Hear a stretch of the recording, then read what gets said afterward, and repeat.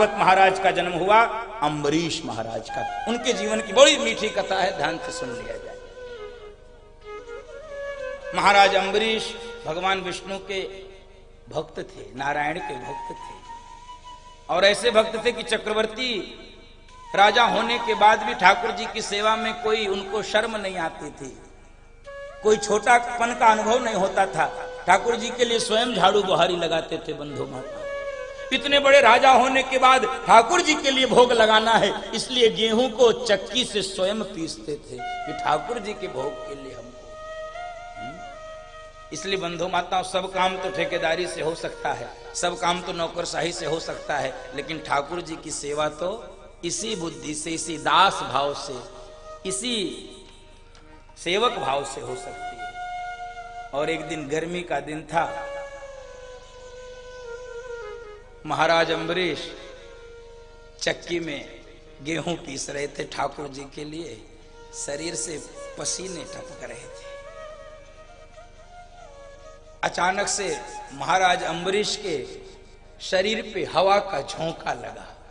महाराज अम्बरीश ने कहा, ये हवा कहां से आया? और पीछे जब देखे हैं बंधु माताओं, भगवान नारायण पीतांबरधारी अपने पीतांबर से महाराज की सेवा कर रहे, महाराज को हवा कर रहे, चरणों में गिर गए। प्रभु, ये आप क्या कर रहे हो? अरे अम्बरीश, तुम चक्रवर्ती होकर तुम गेहूं चक्की में पीस सकते हो मेरी सेवा के लिए?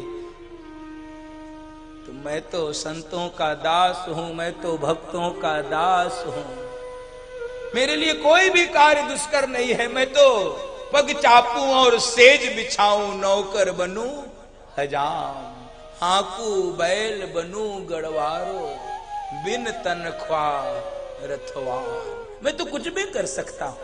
मानो भगवान भावुक हो गए हो अम्बरीश की सेवा देखकर और कहने लगे, हे अम्बरीश, यदि तुम महाराज होकर मेरी सेवा के लिए सब त्याग कर सकते हो, तो आज से तेरी सेवा के लिए मेरा यह सुदर्शन चक्र सदैव नहीं, इसकी क्या आवश्यकता नहीं।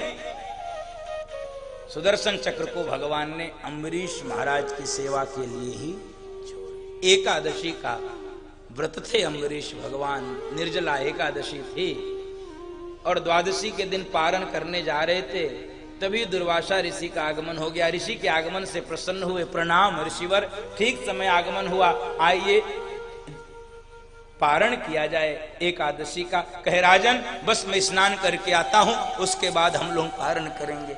दुर्वासा ऋषि स्नान करने के लिए गए, पारण का मुहूर्त निकला जा रहा था, क्या करें? राजा अम्बरीश ने पूछ लिया संतों से, विद्वानों से, क्या करें? ऋषि को निमंत्रण भी दे दिया हूं और पारण का समय भी निकला, क्या कर सकते हैं? संतों ने कहा, कोई बात नहीं, ऋषि को निमंत्रण दिए हैं तो फलाहार बाद में करिएगा, अभी मत करिए, केवल जल पीकर पारण कर लीजिए। संतों के कहने से महाराज अम्बरीश ने जल पी लिया। बंधु माताओं, दुर्वासा ऋषि लौट कर आए हैं और उनको पता चल गया कि महाराज अम्बरीश ने जल पीकर पारण कर लिया है। क्रोध में एकदम से आग बबूला हो गए दुर्वासा ऋषि ने, और दुर्वासा ऋषि ने कृत्या नामक राक्षसी को प्रकट कर दिया है। कृत्या जैसे ही महाराज अम्बरीश को मारने के लिए जा रहे थे, वो भगवान का सुदर्शन चक्र कृत्या को तो काट दिया, अब वह सुदर्शन चक्र दुर्वासा ऋषि के पीछे पीछे। बंधु माताओं, अम्बरीश महाराज तो यहीं बैठे हैं और ये सुदर्शन चक्र पीछे पीछे जा रहा दुर्वासा ऋषि के। दुर्वासा ऋषि को कोई बचा नहीं रहा, काहू न कहा न बैठन हो ही, कौन रख सकता है इनको? और अंत में जब भगवान के पास पहुंचे हैं कि प्रभु अपने सुदर्शन चक्र को जरा मना करो, रोको।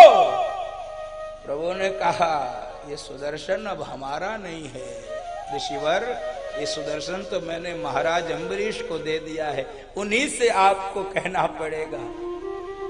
दुर्वासा ऋषि को अपनी गलती का भान हुआ, अपने अपराध का बोध हुआ, दौड़ कर आए हैं, एकदम से महाराज अम्बरीश के चरणों में गिर गए। महाराज अम्बरीश ने कहा, ये मत करिए गुरुजी, ये मत करिए, नहीं, पहले तुम इस सुदर्शन को शांत करो। अम्बरीश महाराज ने सुदर्शन से प्रार्थना की, शांत हो जाओ। सुदर्शन शांत हुआ। दुर्वासा ऋषि ने कहा कि राजन, ऐसे भी भक्त होते हैं, मुझे ये भान नहीं था। अम्बरीश। आनंद टीवी से जुड़ने के लिए आप हमें व्हाट्सएप करें 9277395752 पर।